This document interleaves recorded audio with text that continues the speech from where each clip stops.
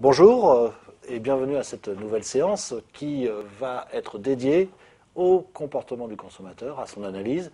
C'est donc la deuxième partie. Nous allons achever aujourd'hui cette étude du comportement du consommateur. Alors, on va quand même rappeler ce que l'on a vu lors de la première séance, en tous les cas les enseignements fondamentaux, avec le rôle de la contrainte budgétaire et celui des préférences du consommateur.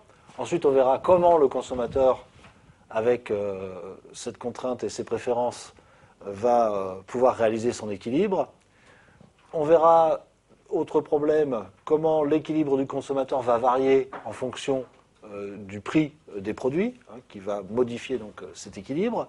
Et puis, deuxième cas de modification de l'équilibre du consommateur, eh bien, ce n'est pas le prix qui varie, mais c'est son revenu.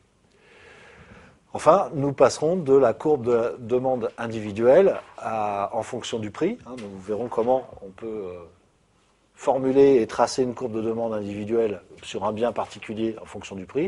Et nous passerons enfin de la courbe de demande individuelle à la courbe de demande globale, c'est-à-dire l'addition des courbes de demande individuelles. Alors, rappel de la première séance, indispensable évidemment pour comprendre ce que l'on va dire maintenant.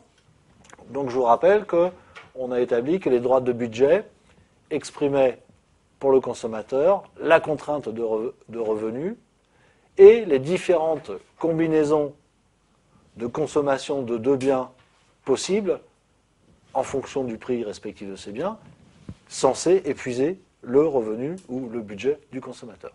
Donc, ayez bien à l'esprit cette définition et ce rôle de la droite du budget. Deuxième rappel, celui sur les préférences du consommateur. La préférence du consommateur est mesurée par l'utilité. L'utilité peut se représenter au moyen de courbes d'indifférence. Ces courbes d'indifférence vont donc exprimer les consommations entre deux biens possibles pour chaque niveau d'utilité. Donc sur une même courbe d'indifférence, le consommateur a la même satisfaction et il peut atteindre ce niveau de satisfaction avec des quantités différentes de deux biens.